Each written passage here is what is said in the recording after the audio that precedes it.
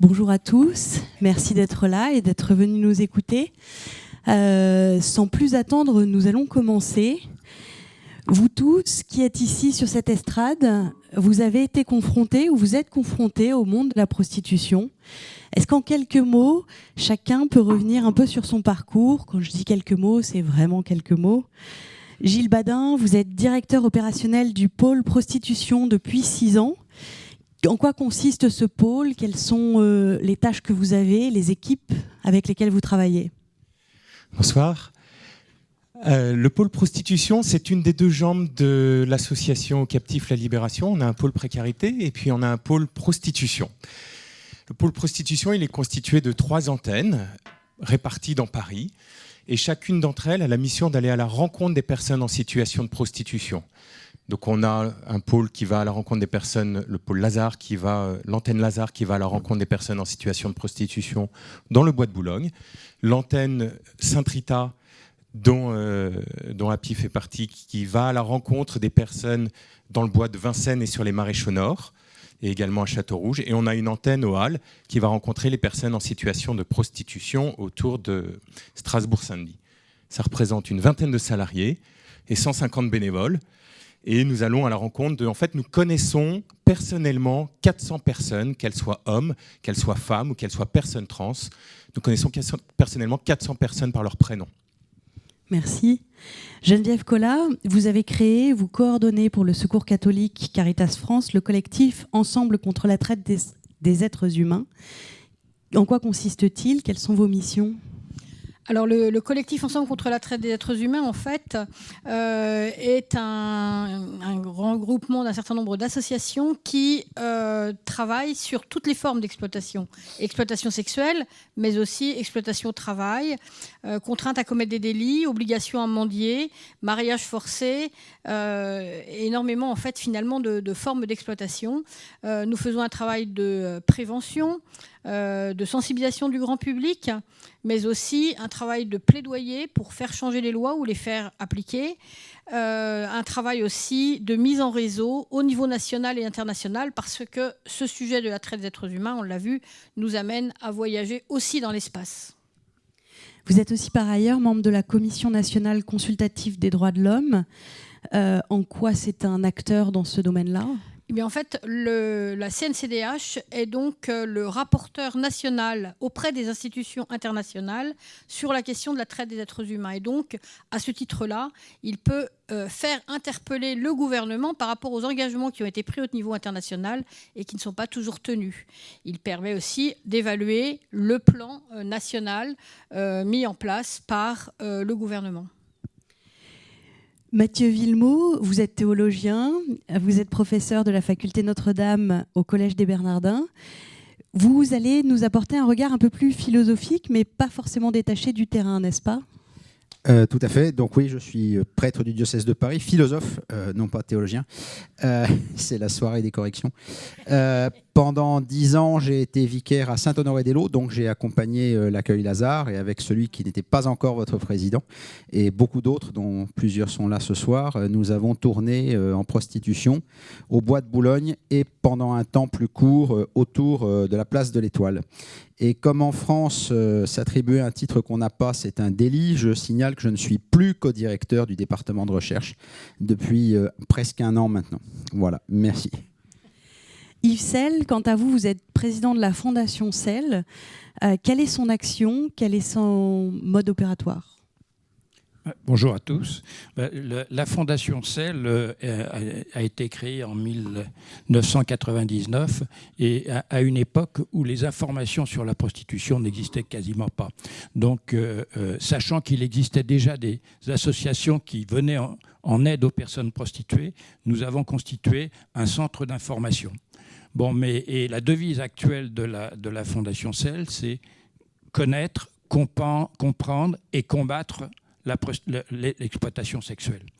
Donc, voilà quel est alors dans nos activités, il y a ce centre d'information, mais on essaye aussi de coordonner beaucoup entre les différentes associations, notamment avec des associations comme le Mouvement du Nid, l'Amicale du Nid, dont c'est vrai l'activité, disons, principale est vraiment la prostitution. Nous sommes intervenus avec ces associations pour former un collectif, et c'est grâce à ce collectif qui à l'époque a représenté une 60aine d'associations que l'on a pu obtenir une loi en 1916 pour lutter contre en 2016, du coup. En 2016, oui, pardon. On aura compris. Pour lutter contre le système prostitutionnel et venir en aide aux personnes prostituées. C'est une loi qui a été quand même fondamentale et qui est unique au monde. Alors on pourra revenir dessus, je pense, au fil des questions. Je voudrais qu'on parte de cette question du piège. On parle d'un piège de la prostitution. Quel est ce piège? Quels sont ces pièges, Geneviève Collat? Le premier piège pour moi, c'est l'emprise en fait, parce que les personnes se retrouvent finalement sous emprise d'une autre personne ou d'un réseau. Et c'est la première chose qui est très difficile à vivre. La deuxième chose, c'est que souvent, ils ne se sentent pas victimes au départ. Donc il y a tout ce travail déjà de compréhension par rapport à la situation de prostitution. Je voudrais insister aussi sur une chose. On parle souvent de prostitution des mineurs. On a un plan national de prostitution des mineurs en France. Mais en fait, les mineurs, on les prostitue. En général, ce n'est pas eux qui se prostituent. En fait, je voudrais vraiment insister sur ce plan-là.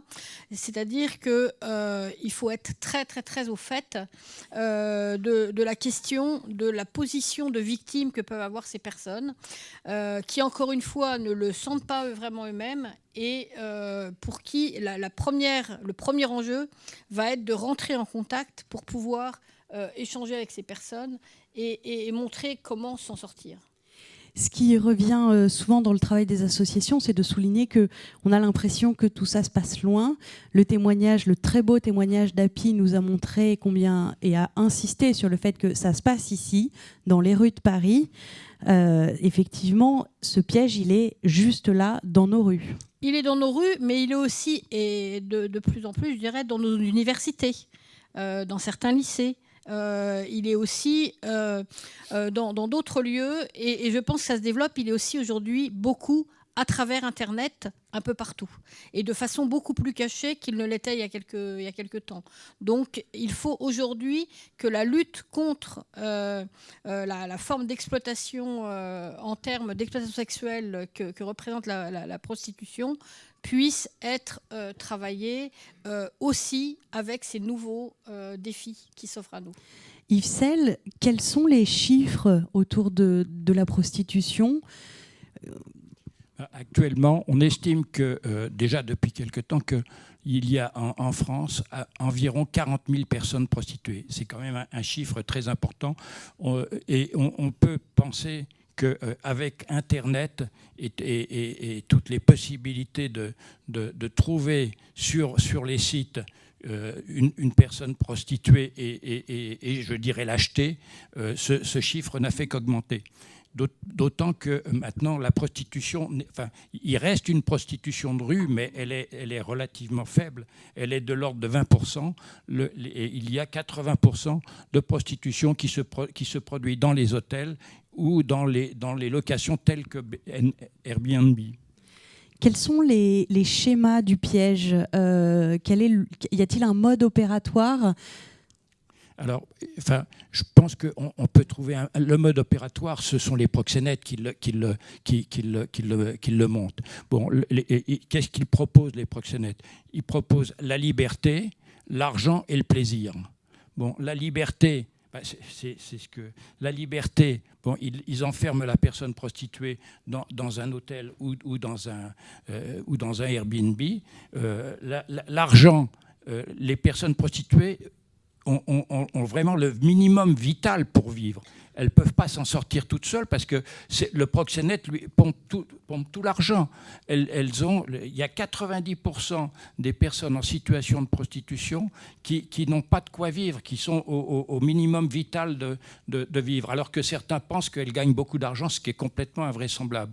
Et puis le troisième, c'est la pression. C'est quelqu'un qui veut s'échapper de la prostitution, elle est en danger de mort. Sa famille ou elle-même peuvent être en danger de mort. Donc c'est quelque chose de vraiment d'épouvantable. Gilles Badin, chez les personnes que vous rencontrez, parfois émerge le témoignage que sortir de la prostitution, c'est sortir aussi d'un environnement, de quelque chose qui a été retrouvé, que ces personnes qui ont été abusées, à qui on a menti pour qu'elles viennent en France. Et en fait, elles vont retrouver quand même une certaine sécurité parce qu'elles sont entourées de personnes qui, comme elles, ont été trompées. Et donc, il faut aussi sortir de ce schéma-là, de ce ressort-là quand on veut sortir. Et ça, c'est pas facile. En fait, ces personnes, effectivement, depuis le début de leur parcours migratoire, comme on l'a entendu tout à l'heure avec Happy, on leur a menti. Elles ont été trahies. Et souvent par des compatriotes qui parlent leur langue, qui les connaissent bien. Et puis ensuite commence ce parcours de migration où effectivement, on continue à leur mentir. On a mentionné la Libye. Elles arrivent en Europe, on continue à leur mentir. Alors effectivement, quand nous, on arrive à la rencontre de ces personnes et qu'on les rencontre dans le bois, pourquoi est-ce qu'elles me feraient confiance à moi qui n'ai pas sa culture voilà. Alors que quand elles sont en France depuis plusieurs mois, plusieurs semaines, plusieurs mois, effectivement, elles ont recréé un environnement qu'elles connaissent. C'est-à-dire qu'elles vont vivre en communauté avec des personnes nigérianes, elles vont manger ce qu'elles avaient l'habitude de manger au pays, elles vont parler leur langue, le pidgin, avoir des habitudes. Et en fait, c'est ce qu'on appelle des bénéfices secondaires. C'est-à-dire que malgré tout, on est emprisonné là-dedans parce qu'on y est finalement, excusez-moi, mais pas si mal. J'espère qu'on va aller plus loin que ça. Geneviève Collat, en quoi est-ce que la prostitution entre dans un schéma qu'on dit de traite des êtres humains ? Alors, il s'agit d'une forme d'exploitation, comme je l'ai dit, et d'une forme d'exploitation d'ailleurs qui existe sous plein de formes différentes. Parce qu'en fait, il y a en effet les personnes qui sont exploitées dans des lieux particuliers, que ce soit en effet aujourd'hui par le biais des plateformes comme Airbnb ou que ce soit dans des bordels, selon les pays aussi et selon les organisations.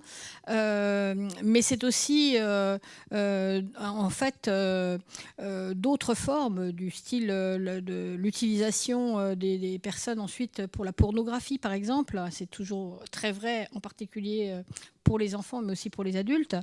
Et donc, ces différentes formes de traite montrent une exploitation où la personne est en général prise sous l'emprise, comme je le disais tout à l'heure, et vont être exploitées de différentes façons.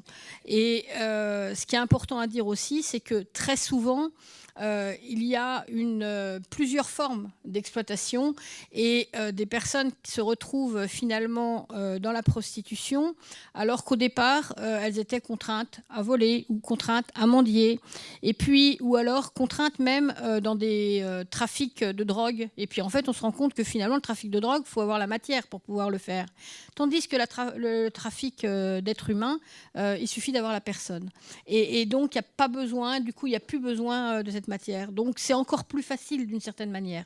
C'est assez horrible, mais c'est la raison pour laquelle ce phénomène de traite existe. Après, c'est une qualification juridique quand on parle de traite des êtres humains. Et la qualification juridique, elle est différente quand on est enfant ou quand on est adulte. Les définitions sont un peu différentes. Et pour nous, tout enfant, pratiquement victime dans le cadre d'une exploitation, dans le cadre de la prostitution, est aussi victime de traite. Il n'y a pas besoin de passer les frontières pour parler de traite des êtres humains, contrairement à ce que tout le monde croit. Et la traite des êtres humains n'est pas seulement la traite à des fins d'exploitation sexuelle. Donc il faut avant tout faire tomber les idées reçues, sensibiliser le grand public et pour changer le regard des personnes, parce que face à la prostitution, il y a des regards qui tuent et des regards qui relèvent. Et je crois qu'Au Captif la Libération montre bien ces regards qui peuvent relever. Yves Selle, il y a un regard qui tue, comme vient de le dire Geneviève Collat, c'est celui un peu de l'ignorance, et notamment l'ignorance de la réalité, de la douleur physique, des sévices corporels qu'entraîne la prostitution, avec parfois le besoin, et peut-être ce soir, le besoin de dire les choses telles qu'elles sont avec des mots crus, comme vous avez pu le faire quand on avait échangé entre nous. Oui, je sais pas. Ce que l'on peut dire, j'ai là une citation d'une personne qui a été prostituée pendant plus de 30 ans, qui est une femme remarquable, qui s'appelle Rosen, que certains d'entre vous connaissent. Elle dit « à chaque homme client, c'est comme une brûlure en plus. Quand tu en as 10, 15 par jour, ton corps se consume et s'éteint. C'est des brûlures que tu ne sens pas, mais qui sont réelles. À chaque client qui arrive, paf, c'est un morceau de ton corps qui s'en va. Tu t'oublies complètement. Tu n'as plus de sensations. C'est un mode de survie, destructeur, un engrenage. » Je pense qu'effectivement, ces paroles de cette femme qui est tout à fait remarquable montrent bien ce qu'est la prostitution. En fait, c'est une véritable torture. Quand on pense qu'une personne prostituée peut avoir 5, 10 rapports imposés par jour, c'est impensable.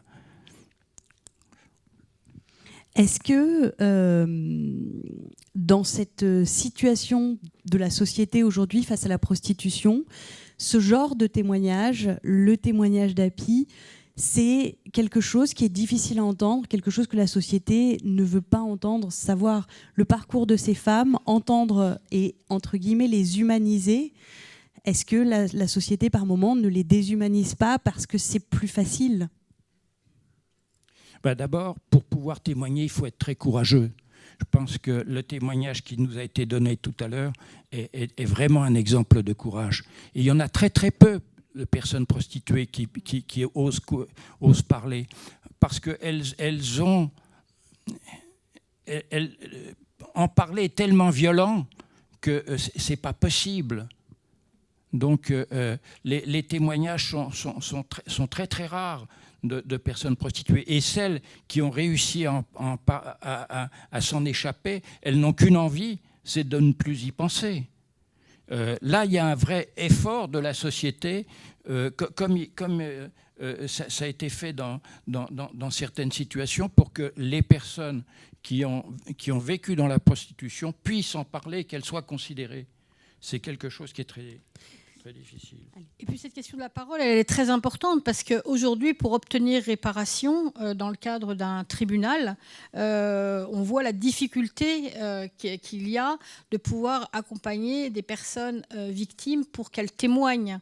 Alors que ce témoignage, il est vraiment très important aussi dans le cadre de l'accompagnement juridique. Et ça, je pense que c'est quelque chose d'important parce que le fait de redonner la parole, leur permettre de s'exprimer, c'est aussi leur permettre d'avoir une réparation parfois. Mathieu Villemot, est-ce que ce piège de la prostitution s'inscrit-il aussi dans un contexte d'une société qui a un regard particulier sur la sexualité ? Mais oui, s'il peut y avoir 40 000 prostituées, peut-être même plus en France, c'est bien que ce n'est pas seulement parce qu'il y a des proxénètes. C'est aussi, qui, bien sûr, joue un rôle clé, mais c'est aussi parce que notre société a des idéologies qui rendent la chose possible. Alors j'en cite deux. D'abord, il y a la théorie des besoins.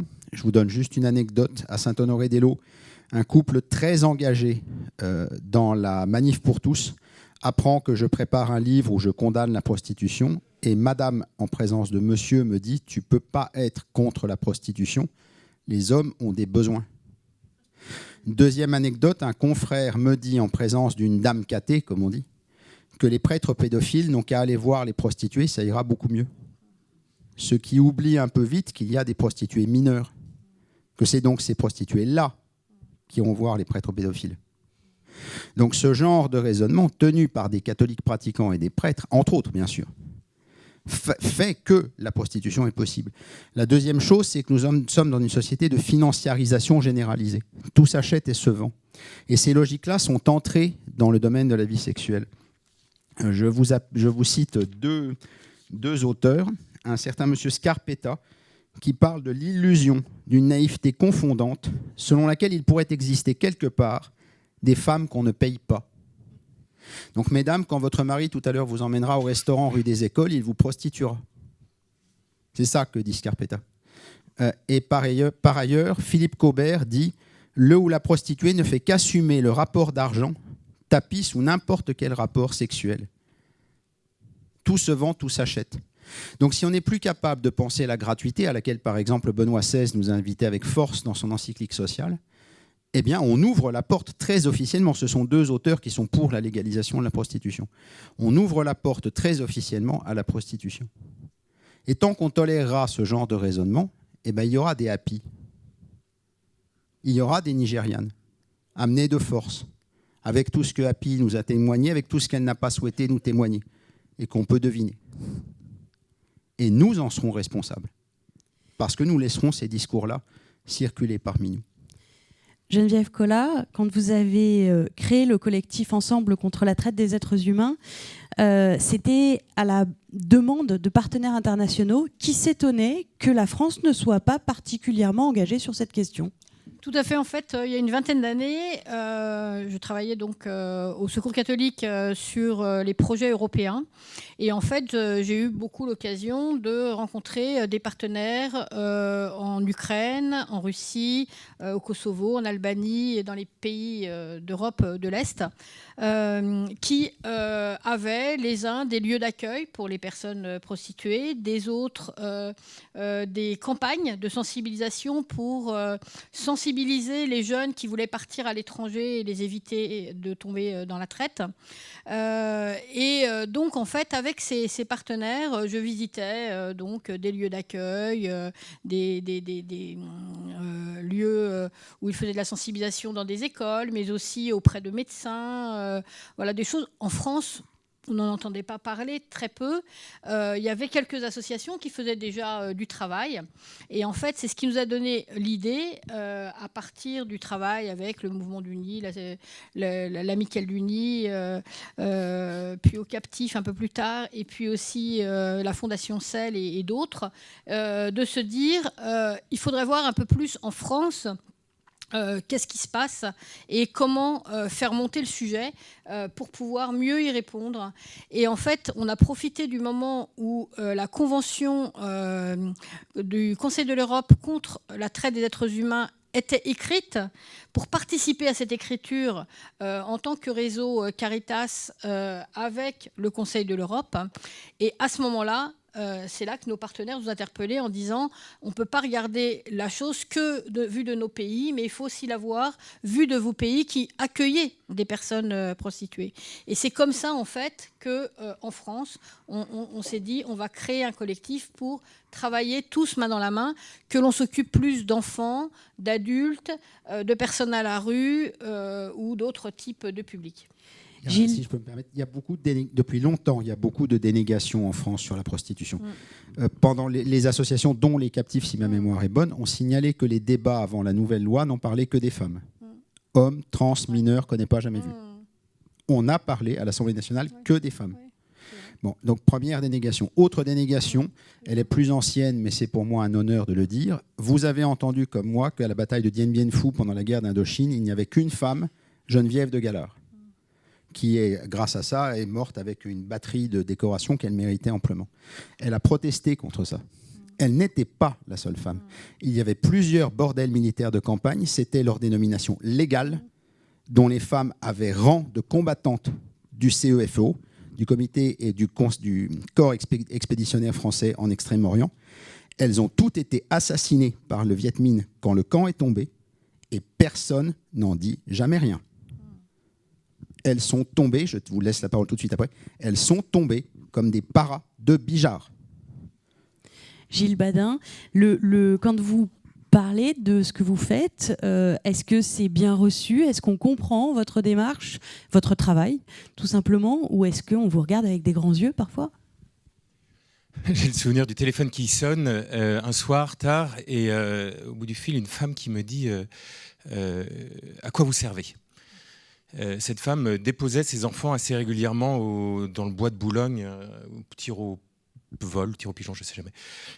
Voilà, et elle m'appelle, elle me dit mais comment est-ce possible que mes enfants voient cette camionnette devant ce club tous les soirs quand je les ramène? Et en fait, dans sa tête, la camionnette de l'association, du coup. Non, pardon, la camionnette de cette femme prostituée. Merci. Et en fait, elle était là, mais ça me dérange, nettoyer ce paysage, je ne veux plus voir ces personnes qui prennent une place qu'elles ne devraient pas prendre. Et en fait, c'est ce que vous disiez, c'est-à-dire qu'on n'a pas conscience qu'elles ne l'ont pas choisi. Ces femmes sont ici, dans le bois, elles ne l'ont pas choisi, on leur impose ça. Moi, tout mon travail, il a été de leur dire, mais imaginez bien que cette femme, elle ne souhaite qu'une chose, c'est une vie meilleure. Elle ne l'a pas choisie. Pour elle, se faire insulter au quotidien par ces personnes qui passent, c'est insupportable. Justement, au Captif, s'est développée une approche des personnes en prostitution, en situation de prostitution, afin d'entrer en relation avec elles, de les regarder à nouveau comme des personnes humaines. Quels sont les différents axes de cette approche ? Je pense qu'il y a 42 ans, quand notre fondateur a créé la Maraude, la Tournée-Rue, elle s'appelle la Tournée-Rue, on l'appelle la Tournée-Rue, ça a été quelque chose de révolutionnaire. C'est-à-dire qu'il a mis en place un aller vers pour créer un lien qui peut devenir un lien de confiance. À l'époque, il y a 40 ans, je crois que le travailleur social attendait dans son bureau que la personne vienne à lui. Lui, il a mis en place cet aller vers. Maintenant, je vous le disais tout à l'heure, c'est pas évident de créer un lien avec la personne quand elle a vécu toutes les souffrances qu'elle a pu vivre dans son parcours de migration. Et donc, on va rencontrer les personnes avec quatre façons qui nous sont propres aux captifs. La première, c'est qu'on y va à main nue. À main nue, ça veut dire gratuitement, ça veut dire sans rien leur donner. On va les voir en leur donnant seulement un regard. Pourquoi ? Parce qu'elle aussi peut nous regarder. On y va en leur parlant, parce qu'elle aussi peut nous reparler. On ne se met pas dans une situation de surplomb en se disant « moi je suis mieux que toi et je peux te donner ». Et en fait, on se met dans une situation, après ça, elle est redevable vis-à-vis de nous. Pas du tout. J'ai peut-être eu plus de chance qu'elle, et c'est pas sûr, mais voilà, aujourd'hui on est au même niveau, on est tous les deux, j'aime bien dire, enfants de Dieu et aimés de la même façon par le Seigneur. Il n'y en a pas un qui est mieux que l'autre. Le deuxième, c'est que lors de nos tournées-rues, on les fait de façon fidèle. C'est-à-dire que toutes les semaines, on va tourner en camionnette, on va tourner à pied, on va tourner en vélo parfois, pour aller rencontrer les mêmes personnes sur les mêmes parcours. Je voudrais vous donner l'exemple de le témoignage que j'ai eu avec Zara. Zara, j'étais au bois de Vincennes et ça faisait plusieurs semaines que je la rencontrais. C'est une jeune femme qui était nigériane, qui parle pidgin et un peu anglais. Et en fait, notre contact était assez limité. On se disait bonjour et on discutait de la pluie et du beau temps. C'était assez court. Je m'éloigne d'elle, je fais 10-15 mètres et là, j'entends « Gilles, Gilles, Gilles ». Alors je me retourne et c'est Zara qui m'appelait et qui me tendait un portefeuille. Je lui dis, mais pourquoi tu me donnes un portefeuille, Zara ? Elle me dit, je l'ai trouvé, je ne l'ai pas volé, je ne peux pas le donner à la police parce qu'ils vont croire que je l'ai volé, mais tu es la seule personne de confiance que je connais, donc c'est à toi que je le donne. Vous imaginez quoi ? Je trouve ça fabuleux de se dire qu'avec le temps, on ne se disait rien, hein, on se disait bonjour, semaine après semaine, mais elle était la seule personne de confiance qu'elle avait en France. Moi, ça me sidère. Et les deux autres piliers, c'est l'intégralité, c'est-à-dire qu'effectivement, on va voir les personnes dans toutes leurs dimensions. On ne s'arrête pas qu'à un corps qui a faim, mais on leur donne aussi une dimension spirituelle. Tous les mois, on organise des prières rues. Je vous encourage à venir aux prières rues des captifs. Si vous venez à la prière rue, par exemple, que l'on fait pour les personnes trans à la mission espagnole dans le 16e, il y a une vraie ferveur et on sent que les gens ont soif de Dieu. Et puis le dernier, c'est l'inconditionnalité. C'est-à-dire qu'on va voir tout le monde. Été comme hiver, on va tous les voir, les hommes, les femmes, les personnes trans, qu'elles soient là par choix, ce qui est faible, ce qui n'existe quasiment pas, qu'elles soient là imposées par victimes des réseaux, ce qui est la grande majorité des personnes. On va les voir en rue et maintenant, on va aussi les voir sur Internet. C'est-à-dire, vous allez comment on vient de lancer, depuis la rentrée, des tournées numériques où on va repérer les personnes sur les sites de prostitution, parce qu'il y a des sites de prostitution en France officiels. Et donc, on repère les personnes, on prend leur numéro de téléphone et là, on communique par texto, par WhatsApp avec elles en leur disant, toujours comme on le fait au captif, comme on le faisait, par binôme, c'est-à-dire on y va. Bonjour, je suis Gilles et Domitille. Nous allons à la rencontre des personnes qui, comme toi, sont escortes ou prostituées sur Internet. Est-ce qu'on peut t'aider ? Puis là, se commence un discours, un échange avec elles. Sur les mains nues, j'ai juste une anecdote très rapidement. Quand on a commencé à tourner autour de l'étoile, les filles ne nous connaissaient pas puisqu'on commençait. Et un jour, il y en a une qui nous accueille assez nerveusement. Vous voulez me donner quoi ? Rien. Ah ça va alors. Justement, j'allais vous demander, Vous avez et du coup tourné pendant une dizaine d'années. Qu'est-ce que vous y avez appris et qu'est-ce que ça vous a appris de Dieu, de la foi? Est-ce que ça vous a appris quelque chose? Gilles parlait d'inconditionnalité. Jésus nous aime, Jésus m'aime inconditionnellement. Et tant que je me borne à regarder autour de moi les gens qui vont bien, qui vont voir même très bien, qui sont vicaires à Saint-Louis-en-Lille, professeurs au Bernardin, fils de grands directeurs, de grands chefs d'entreprise et autres, je porte la tentation de penser que c'est pour ça que Jésus m'aime. Quand je vais voir ceux dont le monde me dit ce ne sont plus que des déchets, et que là je peux dire Jésus les aime, et qu'ils peuvent même, eux, le dire, là je sais qu'ils m'aiment moi, inconditionnellement. Je pense que c'est ça que je vais chercher auprès des pauvres en général, et auprès des prostituées en particulier. Alors, vous venez de nous décrire des chemins de libération relationnelle, personnelle, à travers des rencontres que vous avez pu faire. Il y a tout un champ en termes de prévention, il y a des choses à faire en termes de politique publique contre la prostitution. Comment on combat ça? Comment, Geneviève Collat, vous combattez, vous apportez des chemins de libération à ces personnes? Eh bien, je dirais que c'est la collaboration et la complémentarité entre les différentes associations qui permettent de répondre aux situations. Parce que, en fait, certaines associations sont plus généralistes, d'autres travaillent plus sur un plan particulier. Et ce qui est important face à une personne qui est victime d'exploitation, finalement, c'est de pouvoir avoir un accompagnement à la fois social, juridique, dans le domaine de la santé, physique et mentale, et vraiment quelque chose de global. Et c'est là que tout le travail qui peut se faire en collaboration les uns avec les autres va permettre déjà d'être plus efficace par rapport à chaque personne rencontrée, mais aussi de construire des politiques publiques, en tout cas de participer à la construction des politiques publiques. Et c'est vraiment ce que l'on fait aujourd'hui de façon collective dans le cadre de la préparation d'un plan national de lutte contre la traite des êtres humains qui, on l'espère, va sortir prochainement. Dans le cadre de tout le travail qui est fait aussi avec le secrétariat d'État à l'enfance par rapport à l'exploitation sexuelle des mineurs. Et tout ce travail n'est possible que par la collaboration entre associations, mais aussi la collaboration entre associations et institutions. Et puis, il y a aussi tout un autre travail que je disais tout à l'heure, qui est le travail de sensibilisation. Et aujourd'hui, nous préparons par exemple une campagne Agir contre l'exploitation en marge des grands événements sportifs. On va bientôt recevoir en France les Jeux Olympiques. C'est une fête. Mais est-ce que c'est vraiment une fête pour tous? Et si ce n'est pas le cas, comment faire pour pouvoir mieux répondre aux personnes qui sont exploitées, que ce soit par le travail aujourd'hui ou aussi pendant les Jeux Olympiques, que ce soit par la contrainte à commettre des délits ou par l'obligation à mendier, parce que ce genre d'événement attire forcément ce genre de délit. C'est aussi dans tout ce qui va être lié à l'exploitation sexuelle, parce qu'on sait très bien que ces grands événements sportifs sont aussi un lieu où cela se développe. Au Secours catholique, dans les questions autour de la traite des êtres humains, vous avez l'habitude de dire que ce qui est difficile, c'est que les réseaux s'organisent et ont toujours un temps d'avance sur les lois, sur les organisations. Comment on garde le rythme, comment on garde la foi et l'engagement quand justement tout ce qu'on semble arriver à mettre en place est déjà quasiment obsolète?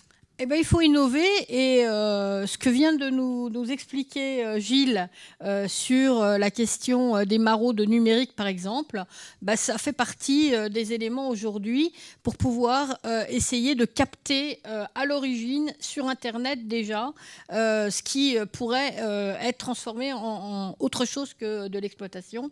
Et donc, pour nous, il faut toujours être à l'écoute de cela. Il faut aussi arriver à montrer que les études statistiques, mais aussi les recherches-actions qui permettent de mieux connaître le phénomène, de mieux comprendre les liens entre pays pour ce qui est de la traite internationale, mais aussi comment le phénomène se développe en France, intra-France, c'est aussi quelque chose d'important et que l'on ne peut pas simplement répondre toujours de la même manière à ce phénomène. Avec Caritas, par exemple, on a fait une recherche-action sur la traite dans les situations de conflit il y a quelques années. Et quand la guerre en Ukraine est arrivée, on était au taquet pour pouvoir, avec les institutions, dire « Allez, qu'est-ce qu'on fait en France pour ces femmes ukrainiennes ou ces hommes ukrainiens ou ces enfants ukrainiens qui vont arriver et comment faire pour pouvoir sensibiliser, faire de la prévention avec ces publics ?» Voilà. Et puis on retrouve l'inconditionnalité dont on avait parlé tout à l'heure. Alors Madame est dans une lutte institutionnelle qui est indispensable. Moi je suis sur un plan un peu différent qui est la présence auprès de Happy ou de tel de ses frères et sœurs. Je n'exigerai pas du ou de la prostituée qui est devant moi qu'il ou elle s'engage dans un parcours de sortie de prostitution pour enfin aller la voir, enfin lui proposer un café, enfin parler avec. Si dans 5 ans il ou elle le fait, que Dieu soit béni. Mais aujourd'hui, il est là, je suis là, point.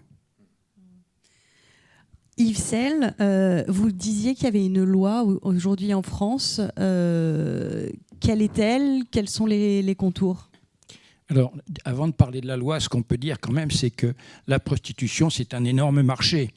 La prostitution, c'est 3,2 milliards par an de recettes de la part des proxénètes. C'est quand même énorme. C'est à peu près du même ordre que celui de la drogue. Donc, 3,2 milliards. Et on peut estimer que le coût pour la France, le manque à gagner pour la France de cet argent qui part la plupart du temps à l'étranger, c'est à peu près la moitié. Donc, si on n'utilisait qu'une partie de cet argent pour lutter contre la prostitution, on ferait d'énormes progrès. Bon, effectivement, comme on en a parlé tout à l'heure, effectivement, l'aide aux personnes prostituées est quelque chose d'indispensable et d'humain. Et il faut vraiment foncer dans ce domaine-là. Mais aussi, ce qu'il faut essayer d'éviter, c'est que cette prostitution, elle se propage. Donc, il y a une loi que nous avons réussi à obtenir en 2016 qui a changé la donne. Avant, c'était les personnes prostituées qui étaient pénalisées et les clients qui étaient les auteurs qui eux-mêmes n'étaient pas pénalisés. Bon, la loi a renversé cette situation. Maintenant, un client de personnes prostituées est passible de 1 500 € d'amende et si le juge instructeur le souhaite, de faire un stage pour comprendre la réalité de ce qu'est la prostitution. Bon, mais si vous voulez, je pense que ce qu'il faut prendre en compte, c'est que la prostitution, la personne qui est en situation de prostitution, c'est une torture. Avoir tous les jours 10 clients que vous ne connaissez pas ou que vous connaissez, ça n'a pas d'importance, mais qui vous font des pénétrations, c'est une torture. Et je crois que cette notion de torture, il faut vraiment la faire connaître, que les gens s'en rendent compte. Donc, si vous voulez, c'est...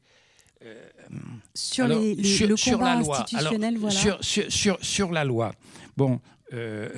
Il y a quand même eu un certain nombre de progrès de fait, mais depuis sa divulgation en 2016, il y a eu 1275 personnes prostituées qui ont pu bénéficier de parcours de sortie.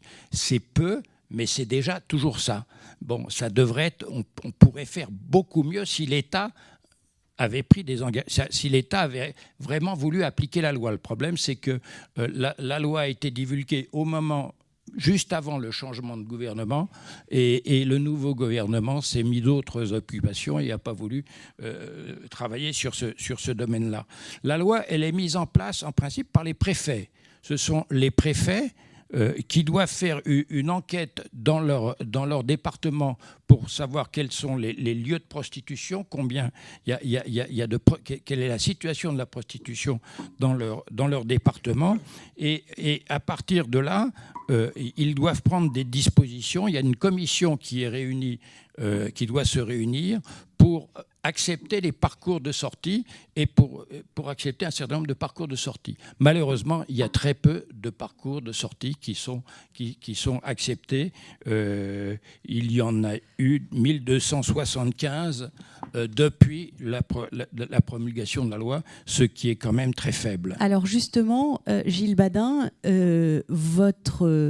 le travail de l'association, c'est aussi de rendre possible ce travail-là en lien avec la préfecture. Comment ça se met en place ? Comment ça fonctionne ? Oui.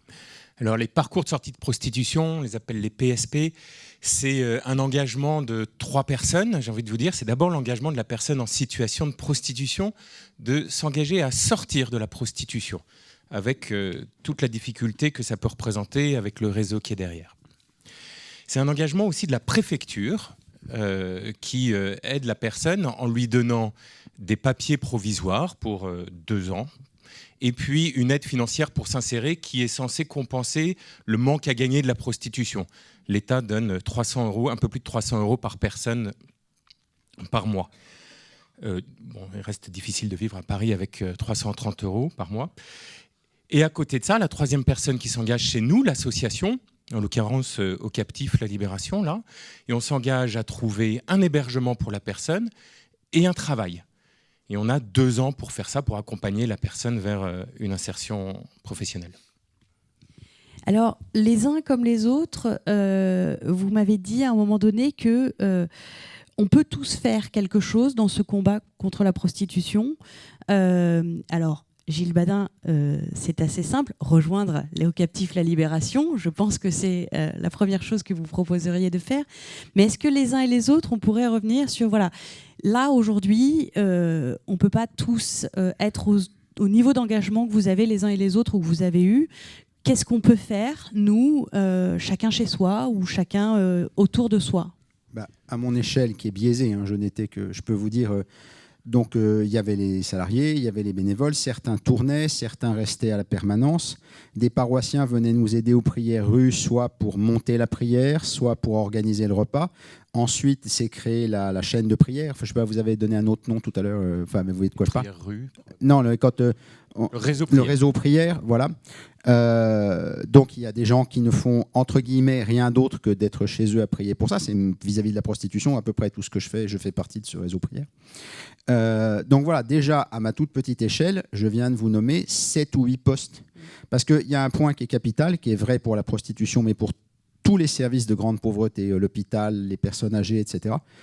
Je n'en voudrais jamais à une personne qui me dit, moi, excuse-moi, mais un trans du Bois de Boulogne, je ne peux pas. Non, d'accord, il y a de la place pour toi ailleurs. T'inquiète pas. Si tu peux juste nous fabriquer un gâteau qu'on amènera quand ce sera l'anniversaire de machin, c'est très bien. Je n'en voudrais jamais. Donc ceux qui se disent, moi, je ne peux pas, ils ne peuvent pas. Il ne faut surtout pas se forcer. Ceci dit, moi, je pense que la première chose qu'on peut faire, c'est porter un regard bienveillant sur les personnes. Et on est tous capables, quand on traverse le Bois de Boulogne, de porter un regard bienveillant sur les gens. Combien de voitures sont là, klaxonnent, vous entendez des insultes par les fenêtres ?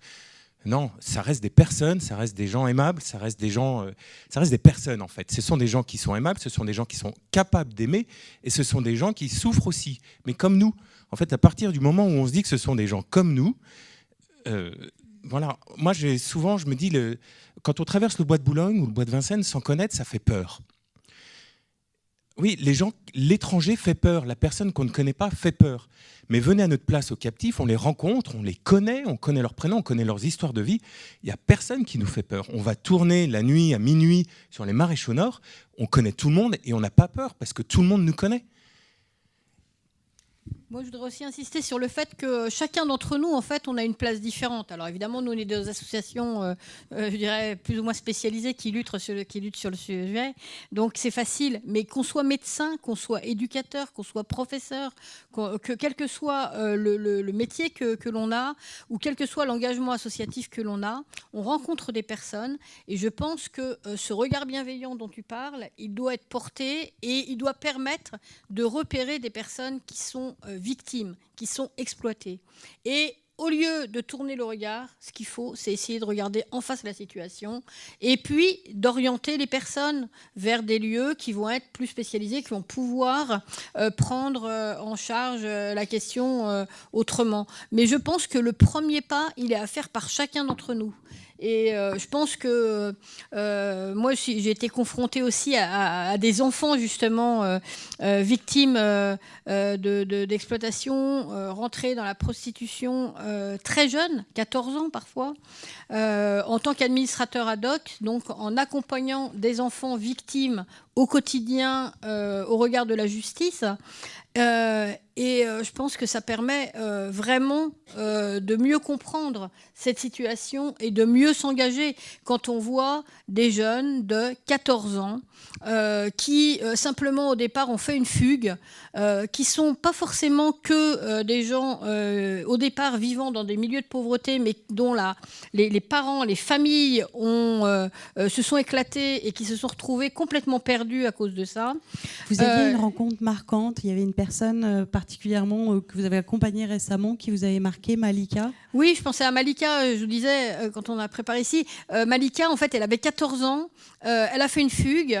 Elle a rencontré par Internet un petit copain. Ce petit copain l'a invitée chez elle. Elle a commencé à faire le secrétariat pour un réseau de traite, sans s'en rendre compte. En fait, elle ne s'en rendait pas compte. On lui a dit « Allez, réserve une chambre d'hôtel. » Elle ne se posait pas de questions. On lui a dit au départ, en fait, tout ce qui était de l'organisation, elle ne savait pas exactement pourquoi et comment ça se passait. Puis petit à petit, on lui a dit « Oh, dis donc, t'es mignonne, tu sais, tu pourrais faire l'accueil dans les appartements, on accueille des personnes. » Et puis, elle est rentrée dans le truc. Et puis après, on lui a dit « Oh, bah, tu serais mieux quand même habillée autrement. On va t'acheter des sous-vêtements. » Voilà. Et en fait, étape par étape, elle est rentrée dans un réseau avec un rôle qui était un rôle hyper important, finalement, à 14 ans. Et à 14 ans... Comment elle en est sortie ? Eh ben, il faut beaucoup de temps. Je dirais avec des hauts et des bas, on en sort, on y retourne, enfin d'une certaine manière. À quel moment vous la rencontrez, vous ? Moi, je l'ai rencontrée au moment où en fait il y avait une procédure judiciaire parce que on s'était rendu compte que les trafiquants en fait avaient pris des mineurs pour faire cela. Et donc c'est dans le cadre de la justice que je l'ai rencontrée. Mais c'était un accompagnement de long terme avec des parents qui étaient des parents bienveillants. Enfin, on ne peut pas dire au départ que ce n'est pas des parents bienveillants, mais qui avaient du mal avec la crise d'adolescente de leur fille dans le cadre de rupture familiale. Et ces parents, l'un était au conseil départemental, l'autre cadre dans une entreprise. C'est pour dire que finalement, c'est dans tous les milieux aussi qu'on peut trouver ça. Et moi, je veux insister là-dessus parce qu'on a tellement des flashs de forcément, ce ne sont que des migrants, forcément, c'est des gens qui sont avec des lois, mais il y a aussi, à côté de chez nous, des personnes qui vivent ça. Et je peux vous dire qu'on tombe de haut dans une famille quand on se retrouve confronté à ça. Et moi, j'aurais jamais dû être administrateur ad hoc parce que cet enfant, elle avait des parents qui normalement auraient pu l'accompagner dans cette démarche. C'est parce que ses parents n'ont pas pu Voilà. l'accompagner que vous avez été nommé pour l'accompagner. Tout à fait. Et bon, c'était un moment de la vie. Puis après, les parents, ils ont repris leur travail et ils ont compris qu'ils avaient un rôle à jouer, qu'ils pouvaient le jouer eux-mêmes. Mais je pense que c'est quelque chose d'important, ça, de comprendre que il faut, à un moment ou à un autre, être à l'écoute. Et puis, petit à petit, on se retrouve dans des situations comme ça. On les voit ou on les voit pas.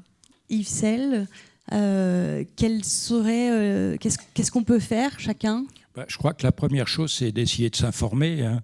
On le fait aujourd'hui ici, mais bon, il y a beaucoup de sources d'informations.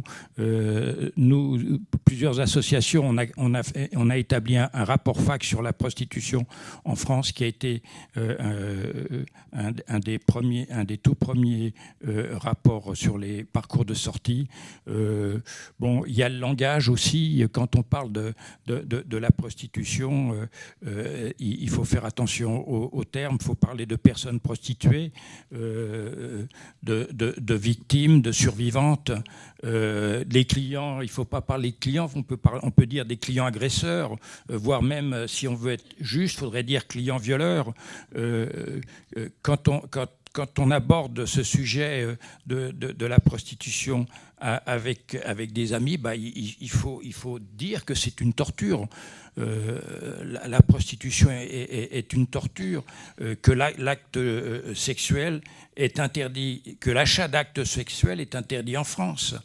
Je crois qu'il y a beaucoup de choses à dire. Je rajoute juste quelque chose là, c'est que c'est une information qui a été donnée il y a relativement peu de temps, c'est que parmi les internautes de moins de 15 ans, 25% des garçons se rendent sur ces sites tous les mois, sur les sites de prostitution tous les mois. C'est quand même assez effrayant. Sur la question du regard que signalait Gilles, dans Jean 8, dans l'évangile de Jean chapitre 8, il y a l'épisode de la femme adultère. Elle est prise en flague d'adultère par une foule qui l'amène à Jésus. Donc on voit bien ce que c'est qu'une foule. Hein. Elle se rince l'œil sur un fait divers salace. Et bien là, Jésus baisse les yeux. Il ne veut pas la regarder comme ça. Et c'est seulement quand la foule est partie qu'il relève les yeux et que là, il la regarde comme une femme. C'est exactement ce que disait Gilles. Jésus ne regardera jamais Happy, ne regardera jamais Chloé, ne regardera jamais David comme ça. Merci. Il nous reste quelques minutes. Gilles Badin, est-ce que, à l'image de Geneviève, vous auriez une rencontre qui vous a marqué, que vous souhaiteriez partager avec nous? Vous nous avez parlé de Zara, peut-être y en a-t-il d'autres? Je voudrais vous parler de Marie-Paul. C'est peut-être la seule que je nomme par son prénom parce que Marie-Paul est décédée en fait. C'est une femme qui a été accompagnée sur l'antenne de Sainte-Rita. On l'a accompagnée pendant des années, on l'a accompagnée à travers sa maladie. Et je me rappelle aller à l'hôpital, la rencontrer dans sa chambre. Et en fait, c'était elle qui nous accueillait dans sa chambre. C'était elle qui venait à notre rencontre. Et c'est vraiment elle qui nous a fait elle m'a vraiment fait grandir. Moi, je resterai marqué par son visage accueillant et rayonnant de cette femme qui s'est fait exploiter par son proxénète pendant toute sa vie.